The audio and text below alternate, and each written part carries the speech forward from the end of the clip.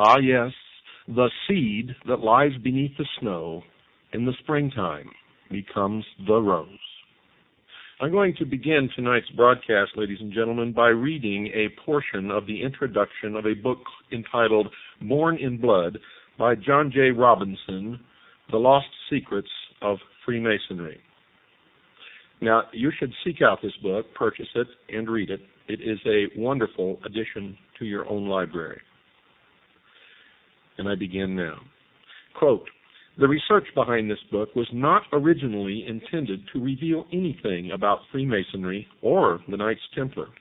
Its objective had been to satisfy my own curiosity about certain unexplained aspects of the Peasants' Revolt in England in 1381, a savage uprising that saw upwards of 100,000 Englishmen march on London. They moved in uncontrolled rage, burning down manor houses, breaking open prisons, and cutting down any who stood in their way. One unsolved mystery of that revolt was the organization behind it. For several years, a group of disgruntled priests of the lower clergy had traveled the towns preaching against the riches and corruption of the church. During the months before the uprising, secret meetings had been held throughout central England by men weaving a network of communication. After the revolt was put down, rebel leaders confessed to being agents of a, quote, great society, unquote, said to be based in London. So very little is known of that alleged organization that several scholars have solved the mystery simply by deciding that no such secret society ever existed. Another mystery was the concentrated and especially vicious attacks on the religious order of the Knights Hospitaller of St. John, now known as the Knights of Malta. Not only did the rebels seek out their properties for vandalism and fire, but their prior was dragged from the Tower of London to have his head struck off and placed on London Bridge to the delight of the cheering mob. There was no question that the ferocity unleashed on the crusading Hospitallers had a purpose behind it. One captured rebel leader, when asked the reasons for the revolt, said, quote, first and above all, the destruction of the Hospitallers, unquote. What kind of secret society could have had that special hatred as one of its primary purposes? A desire for vengeance against the Hospitallers was easy to identify in the rival crusading order of the Knights of the Temple of Solomon in Jerusalem. The problem was that those Knights Templar had been completely suppressed almost 70 years before the Peasants' Revolt, following several years during which the Templars had been imprisoned, tortured, and burned at the stake. After issuing the decree that put an end to the Templar order, Pope Clement V had directed that all of the extensive properties of the Templars should be given to the Hospitallers. Could a Templar desire for revenge actually have survived underground for 3 generations? There was no incontrovertible proof, yet the only evidence suggests the existence of just one secret society in 14th century England. Just one. The society that was or would become the Order of Free and Accepted Masons. There appeared to be no connection, however, between the revolt and Freemasonry, except for the name or title of its leader. He occupied the center stage of English history for just 8 days, and nothing is known of him except that he was the supreme commander of the rebellion. He was called Walter the Tyler, and it seemed at first to be mere coincidence that he bore the title of the enforcement officer of the Masonic Lodge. In Freemasonry, the Tyler, who must be a master mason, is the sentry, the sergeant at arms, and the officer who screens the credentials of visitors who seek entrance to the lodge. In remembrance of an earlier, more dangerous time, his post is just outside the door of the lodge room, where he stands with a drawn sword in his hand even to this day. I was aware that there had been many attempts in the past to link the Freemasons with the Knights Templar, but never with success. The fragile evidence advanced by proponents of that connection had never held up, sometimes because it was based on wild speculation, and at least once because it had been based on a deliberate forgery. But despite the failures to establish that link, it just will not go away, and the time-shrouded belief in some relationship between the two orders remains as one of the more durable legends of Freemasonry. That is entirely appropriate, because all of the various theories of the origins of Freemasonry are legendary. Not one of them is supported by any universally accepted evidence. Here I break from reading from the introduction of the book and interject a comment here. There was never any universally accepted evidence until you hear what you're going to hear tonight, produced by John Galt, an agent of the Citizens Agency for Joint Intelligence. The connection, dear listeners, is in the genealogy of the families of the elite. You are going to be amazed, and now I continue from the introduction to Born in Blood. I was not about to travel down that time-worn trail and decided to concentrate my efforts on digging deeper into the history of the Knights Templar to see if there was any link between the suppressed Knights and the secret society behind the Peasants' Revolt. In doing so, I thought that I would be leaving Freemasonry far behind, and I couldn't have been more mistaken. Like anyone curious about medieval history, I had developed an interest in the Crusades, and perhaps more than just an interest. Those holy wars hold an appeal that is frequently as romantic as it is historical, and in my travels I had tried to drink in the atmosphere of the narrow defiles in the mountains of Lebanon through which Crusader armies had passed, and had sat staring at the castle ruins around Sidon and Tyre, trying to hear the clashing sounds of attack and defense.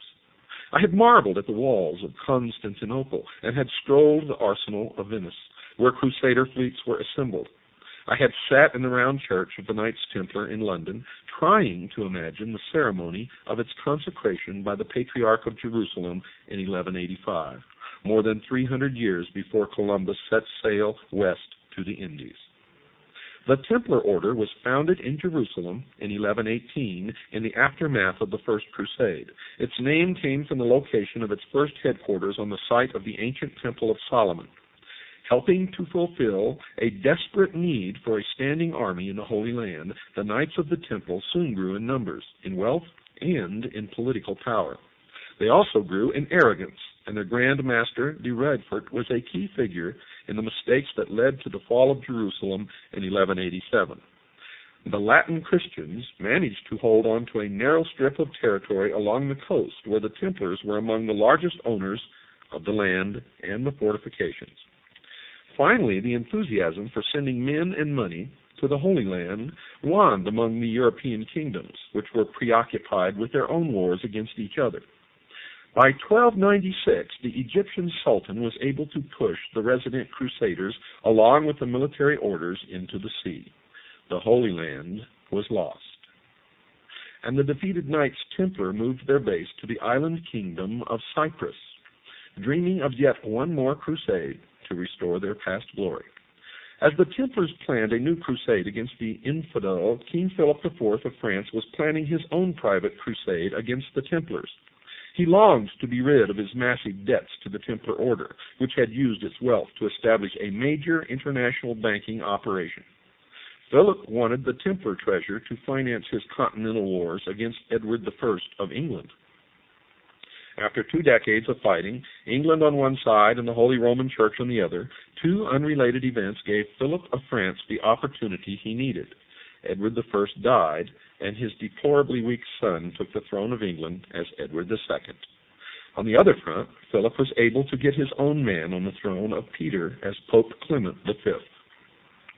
When word arrived on Cyprus that the new pope would mount a crusade, the Knights Templar thought that their time of restoration to glory was at hand.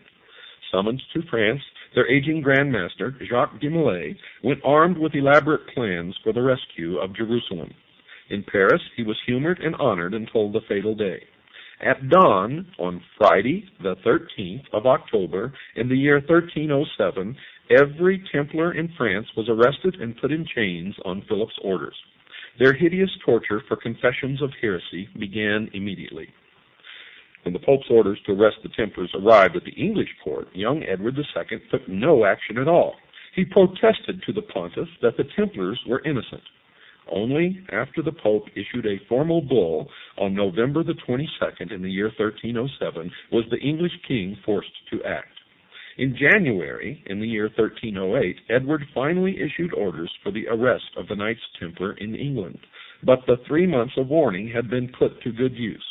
Many of the Templars had gone underground, while some of those arrested managed to escape. Their treasure, their jeweled reliquaries, even the bulk of their records had totally disappeared.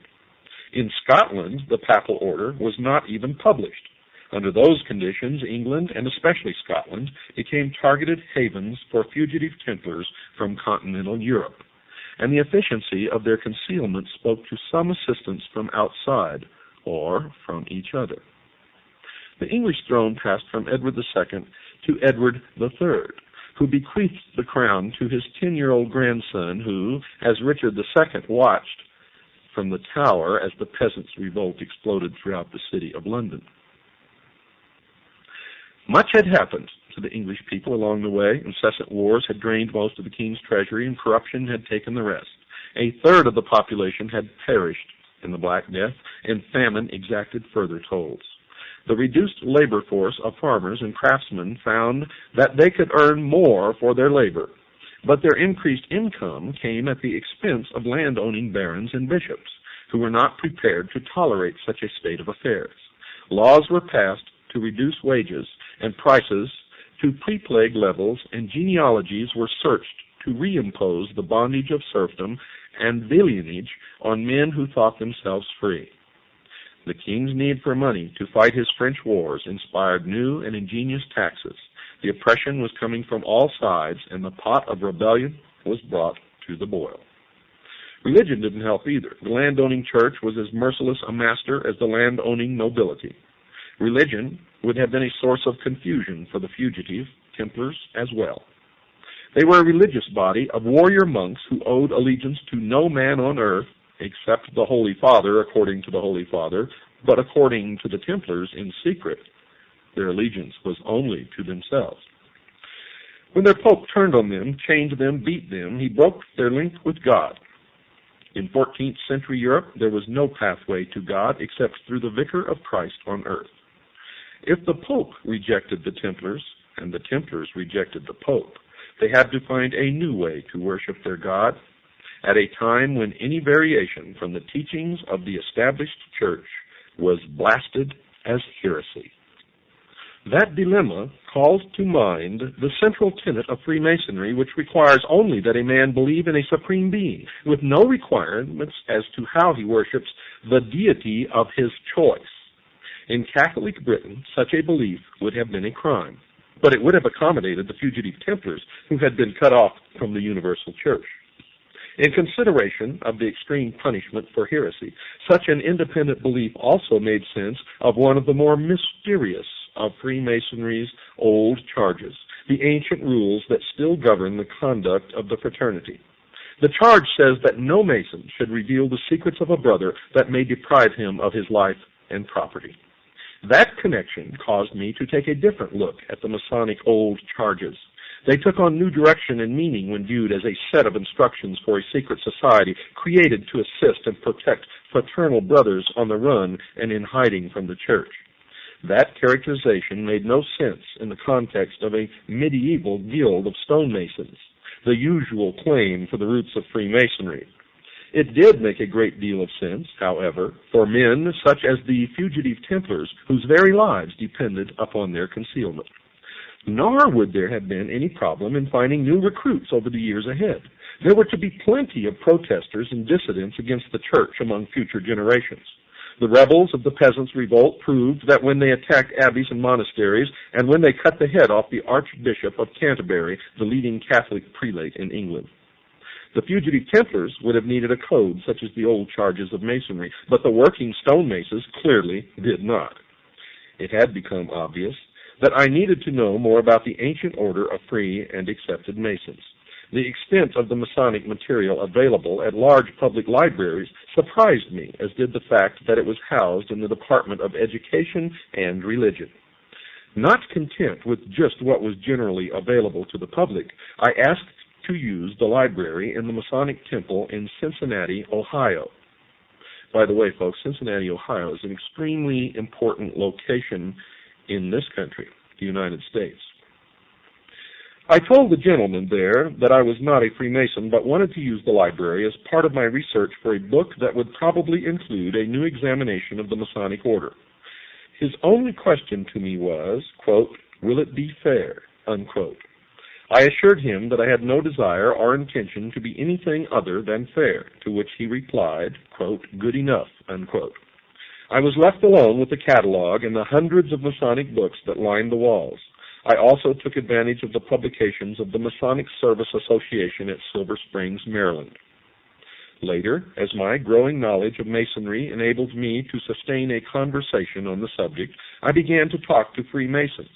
At first, I wondered how I would go about meeting 15 or 20 Masons, and if I could meet them, would they be willing to talk to me? The first problem was solved as soon as I started asking friends and associates if they were Masons. There were 4 in one group I had known for about 5 years, and many more among men I had known for 20 years and more, without ever realizing that they had any connection with Freemasonry. As for the second part of my concern, I found them quite willing to talk not about the secret passwords and hand grips, by then I already knew them, but about what they had been taught concerning the origins of Freemasonry and its ancient old charges. They were as intrigued as I about the possibilities of discovering the lost meanings of words, symbols, and ritual for which no logical explanation was available, such as why a Master Mason is told in his initiation rites that, quote, "This degree will make you a brother to pirates and corsairs," unquote. And folks, I'll explain that to you a little later. We agreed that unlocking the secrets of those Masonic mysteries would contribute most to unearthing the past, because the loss of their true meanings had caused the ancient terms and symbols to be preserved intact, less subject to change over the centuries or by adaptations to new conditions. Among those lost secrets were the meanings of words used in the Masonic rituals, words like Tyler, Cohen, Dugard, and Jewess. Masonic writers have struggled for centuries without success to make those words fit with their preconceived conviction that Masonry was born in the English-speaking guilds of medieval stonemasons. Now, I would test the possibility that there was indeed a connection between Freemasonry and the French-speaking Templar order by looking for the lost meanings of those terms, not in English, but in medieval French. The answers began to flow, and soon a sensible meaning for every one of the mysterious Masonic terms was established in the French language. It even provided the first credible meaning for the name of Hiram Abiff, the murdered architect of the Temple of Solomon, who was the central figure of Masonic ritual. The examination established something else as well. It is well known that in 1362 the English courts officially changed the language used for court proceedings from French to English. So the French roots of all the mysterious terms of Freemasonry confirmed the existence of that secret society in the 14th century, the century of the Templar suppression and the peasants' revolt. With that encouragement, I addressed other lost secrets of Masonry: the circle and mosaic pavement on the lodge room floor, gloves and lambskin aprons, the symbol of the compass and the square, even the mysterious legend of the murder of Hiram Abiff. The rule, customs, and traditions of the Templars provided answers to all of those mysteries. Next came a deeper analysis of the old charges of ancient Masonry that define a secret society of mutual protection. What the, quote, lodge, unquote, was doing was assisting brothers in hiding from the wrath of church and state, providing them with money, vouching for them with the authorities, even providing the, quote, lodging, unquote, that gave Freemasonry the unique term for its chapters and their meeting rooms. There remained no reasonable doubt in my mind that the original concept of the secret society that came to call itself Freemasonry had been born as a society of mutual protection among fugitive Templars and their associates in Britain, men who had gone underground to escape the imprisonment and torture that had been ordered for them by Pope Clement V. Their antagonism toward the church was rendered more powerful by its total secrecy. The suppression of the Templar order appeared to be one of the biggest mistakes the Holy See has ever made.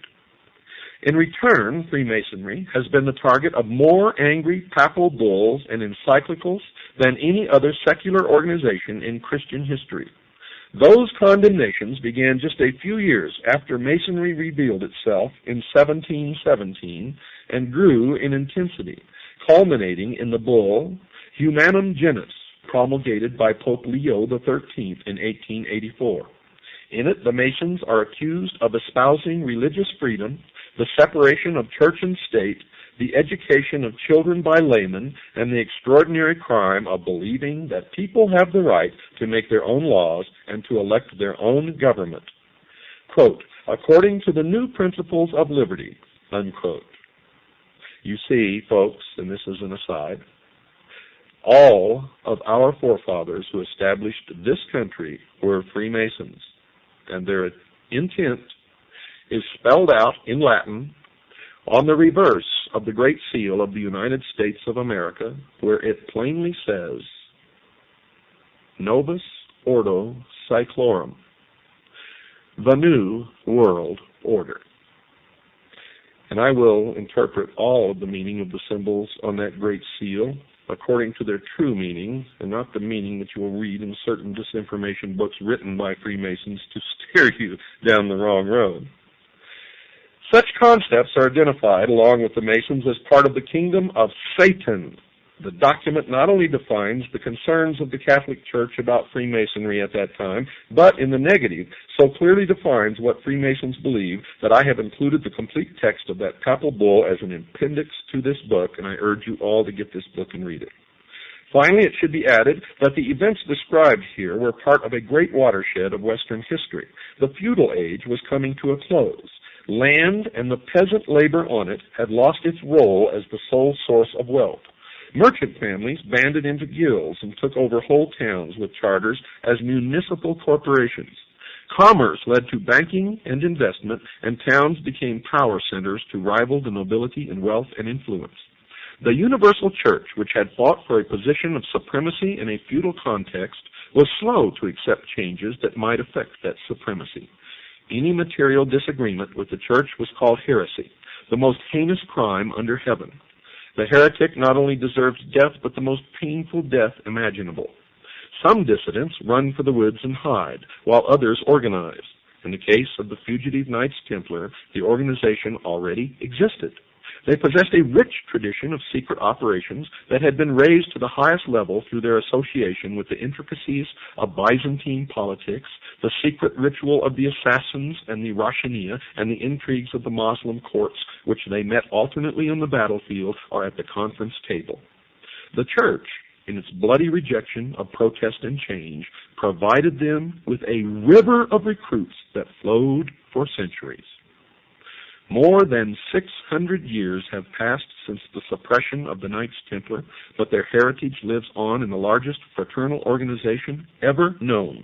And so the story of those tortured crusading knights, of the savagery of the peasants' revolt, and of the lost secrets of Freemasonry becomes the story of the most successful secret society in the history of the world.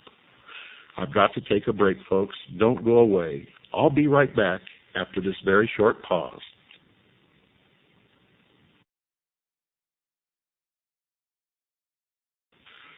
Spurned by God in the form of the Vicar of Christ on earth, the Pope, and spurning God in their turn, the Knights Templars banded together in secret and formed what was to become known as Freemasonry. Now the legend goes that Freemasonry sprang up from ancient stonecutters' guilds and the men who built the stone buildings of the age. But Freemason actually comes from the French, Freemason, which literally means the sons of light. Which light? Well, certainly in researching the problem, it is not the light of Christ. It is the light of the fallen angel of light.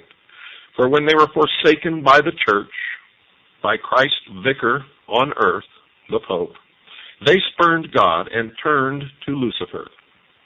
They held to the Luciferian philosophy that the gift of intellect by Lucifer through his agent Satan would in its turn make man God. These men were always on the run. They took the hidden Templar wealth and built a financial empire that stands to this day as the most powerful on the earth. Jews who had traditionally been persecuted throughout Europe flocked to the hidden temple. For there they could believe as they wished and worship whatever god they wished, for all were welcome. Many of the Templars running to ground flocked to England and to Scotland, where they fought for Robert the Bruce, who was engaged in an intense battle with the King of England. Now, let me regress just a little bit. King William the Lion, who was born in 1165 and died in 1214, had a daughter, Isabel of Scotland. Well, Isabel married a certain Robert Rose. Robert Rose was a Knights Templar who was heavily involved in the first efforts and was very successful at international banking. Plus, he established the first overt and covert international intelligence gathering organization, which all subsequent intelligence organizations have been based upon since. His son, Sir William Roos, and his daughter, Lucy Roos, figure prominently in the story to follow. Lucy married Sir Robert Plumpton. They sired 2 children, Sir William Plumpton and Alice Plumpton. During this period of time, this family, as the Knights Templar were going to ground, and the male progeny of this family always followed their father's footsteps and entered into the order. They established, in secret, the Scottish Rite of Freemasonry, and may have had a significant role in the establishment, for intelligence reasons, of the order known as the Ancient Order of the Rose and Cross. Now, Alice Plumpton married Sir John Boteler. They gave birth to a daughter, Alice Boteler, who then married John Gerard, who had a child, Constance, who married Sir Alex Standish. The following children issued from that marriage: Ralph Standish, Sir Alex Standish, Roger Standish, and Alice Standish, who then married James Prescott.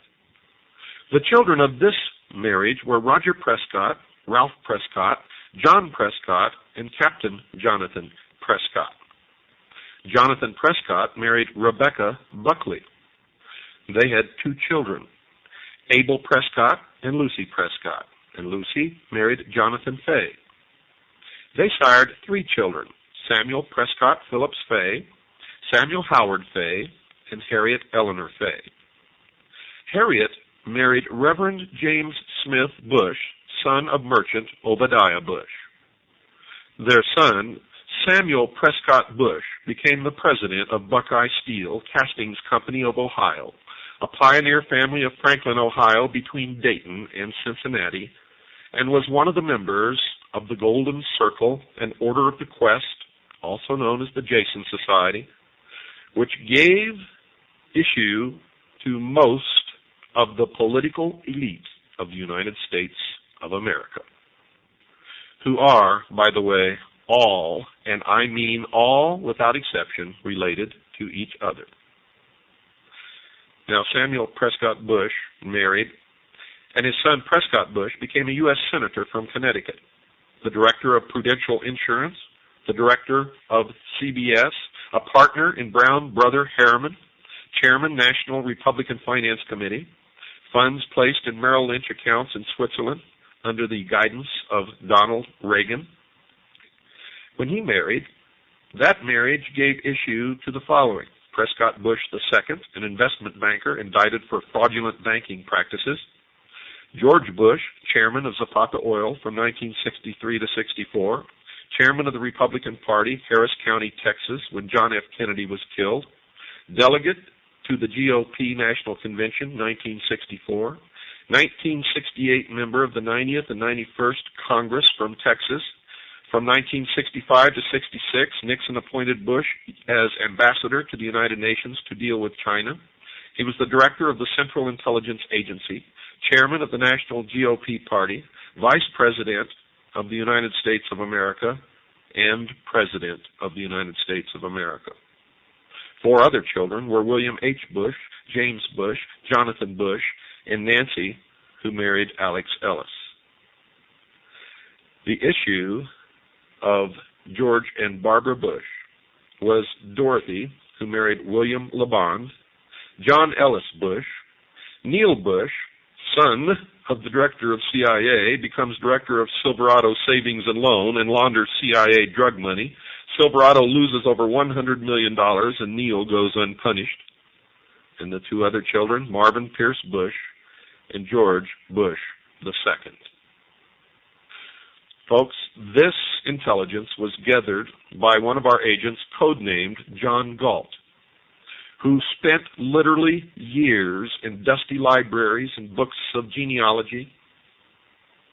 And I'm not going to tell you which libraries or how he arrived at this information, but it has been checked. It is absolutely accurate, and this is just one portion of the pedigree of George Bush, who's literally related to most of the royal families of Europe. Now, you can have a copy of this chart if you want it. I'll tell you how to get it later, so have your pencils and paper ready. And I'm going to tell you exactly where the money goes. 1/2 of the money goes to help pay for the airtime here. The other half goes to our agent, John Galt, to pay for the years of toil in dusty library books that nobody ever looks in, tracing genealogy. And folks, this is only one of the charts that he has furnished to us, along with other agents of the Citizens Agency for Joint Intelligence who are engaged in the exact same research. And we have found that our most productive connections of the secret societies, the royal families, and what's happening in the world today is through genealogy. We have found a direct connection between the Peasants' Rebellion in England, the French Revolution, the Ronald Reagan and George Bush political campaign, and the George Bush political campaign. As far as the Peasants' Rebellion goes, the Encyclopedia Britannica calls it a, quote, curiously spontaneous rebellion. Barbara Tushman, in her 14th century history, A Distant Mirror, said that the rebellion spread, quote, with some evidence of planning. Winston Churchill went even further. In his work, The Birth of Britain, he wrote, quote, throughout the summer of 1381, there was a general ferment. Beneath it all lay organization. Agents moved around the villages of central England in touch with a, quote, great society, unquote, which was said to meet in London. The spark of rebellion was being fanned vigorously, and finally the signal was given. Even though he had been arrested, excommunicated, and even now was a prisoner in the ecclesiastic prison at Maidstone in Kent, letters went out from priest John Ball and from other priests who followed him. Clerics were then the only literate class, so letters must have been received by local priests and were obviously intended to be shared with or read aloud to others. They all contained a signal to act now, which could put to rest the concept that the rebellion was simply a spontaneous convulsion of frustration that just happened to affect 100,000 Englishmen all at the same time. This from a letter from John Ball. In it he says, quote, John Ball gritteth you well all and doth you to understand he hath rungen your bell. Now right and might, while and skyle, God speed every dale, which means ideal, now is time, unquote. From priest Jake Carter, quote, you have great need to take God with you in all your deeds, for now is time to be war, unquote. From priest Jake Truman, quote, Jake Truman doth you to understand that falseness and guile have reigned too long, and truth hath been set under a lock, and falseness reigneth in every flock. God do both, for now is time, unquote. Now you'll notice that in every one of those quotes there was one phrase that stands out, and that phrase is, "Now is time." One letter from John Ball, quote, "St. Mary Priest," unquote, is worth quoting in its entirety. Even with the medieval English spelling, the meaning will be clear. Lechery and gluttony were frequent points in his accusations of high church leaders. Quote, "John Ball sent Mary Priest grates well all manner men, bides him in the name of the Trinity. Father and Son and Holy Ghost stand mainly together in truth, and help is truth, and truth shall help you. Now reigneth pride in prize, and covets is hold, wise and lechery, withouten shame, and gluttony withouten blame. Envy reigneth with treason, and sloth is take in great season. God do both, for now is time. Amen." Unquote. Now, folks, if you research the history of the French Revolution, you will hear that the spark, the word that spread through the country like wildfire, that ignited the rebellion in France, was, quote, "Now is the time." Literally the same phrase. Some say that in the American Revolution the same phrase was heard, and we find mention of it in several texts, but not like it was heard in the Peasants' Revolt in England, and not like it was heard in the French Revolution. But it was heard again in modern times. It was the campaign slogan of the Bush-Reagan campaign and was used again in the Bush campaign. Now is the time. Now is the time.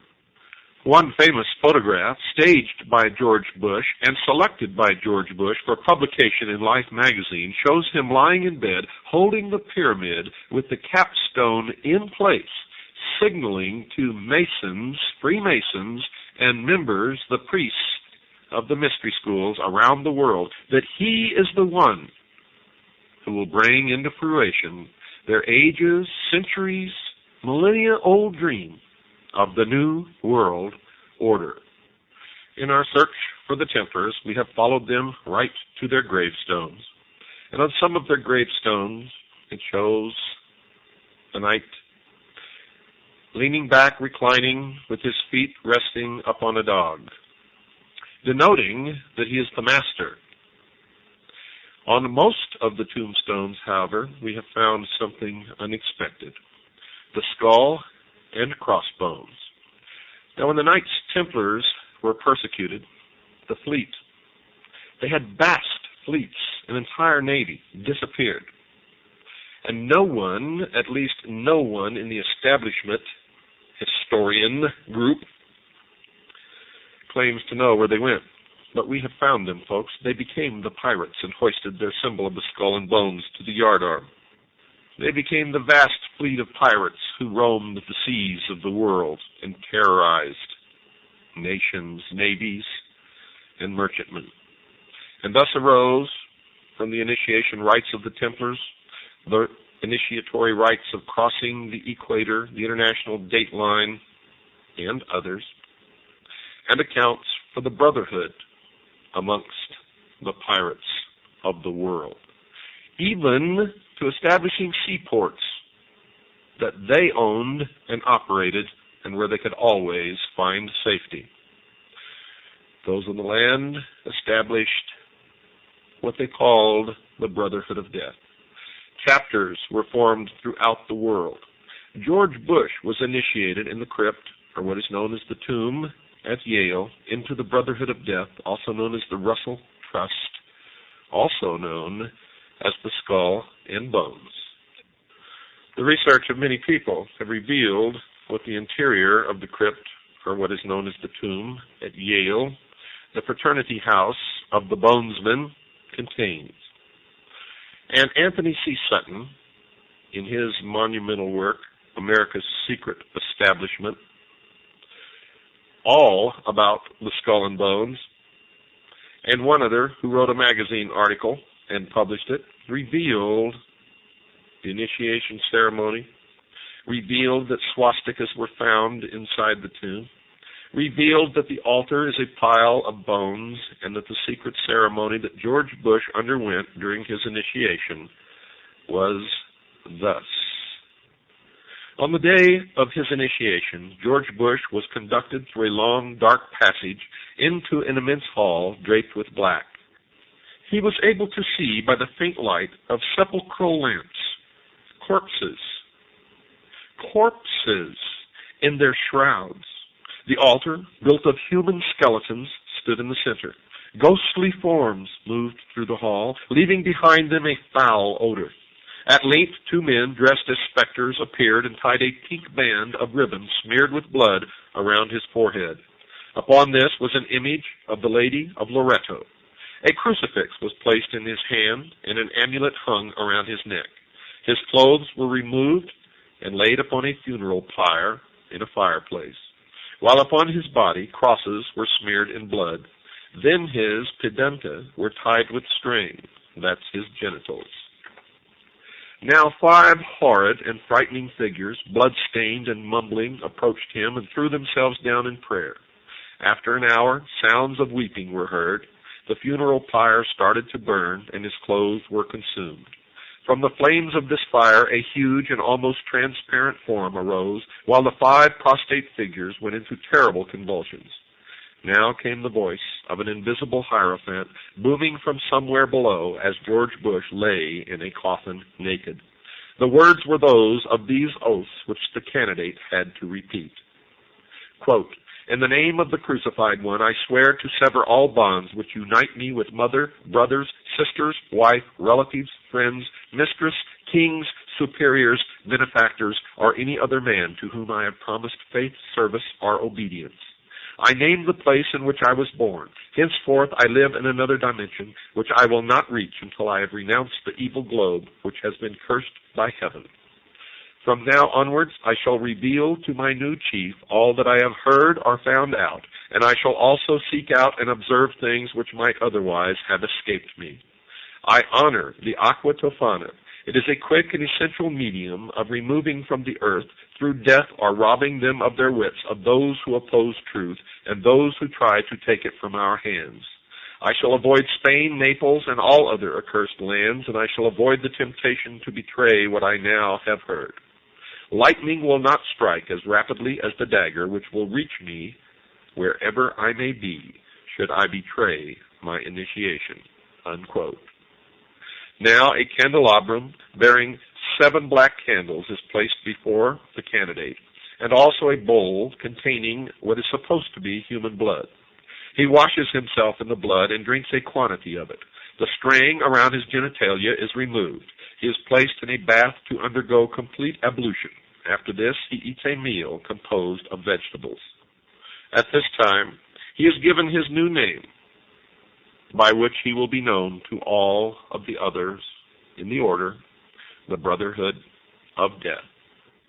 And with the completion of his initiation, George Bush joined all of the male members of his family in a long line of ancestry, traced from Robert Roos to the modern day. He took his place in the order, the Knights Templar, Freemasonry, and has worked diligently to fulfill his role in the completion of the plan, the great work, the formation of the New World Order, the one world totalitarian socialist state, the destruction of all existing nation states, all existing religions, and enslavement of the mob. The very highest degrees of the order show that the rationalism and materialism of the thinkers who developed it were determined to stamp out belief in religion. God and any faith in a deity, the initiate was told, were human inventions and had no real meaning. Subsequently, this was developed further, and the member who arrived at the highest position, that of Rex or king, learned that he was now equal to a king and that all men were capable of equal advancement. Hence the need for kings over ordinary mortals was an illusion, and at the highest rank the title of Rex Mundi, or King of the World, is assumed. If you would like to get this genealogy, folks, If you're a CAGI member, it's $5. Send it in to the address that you'll hear at the end of this broadcast. For everybody else, it's $10. Good night.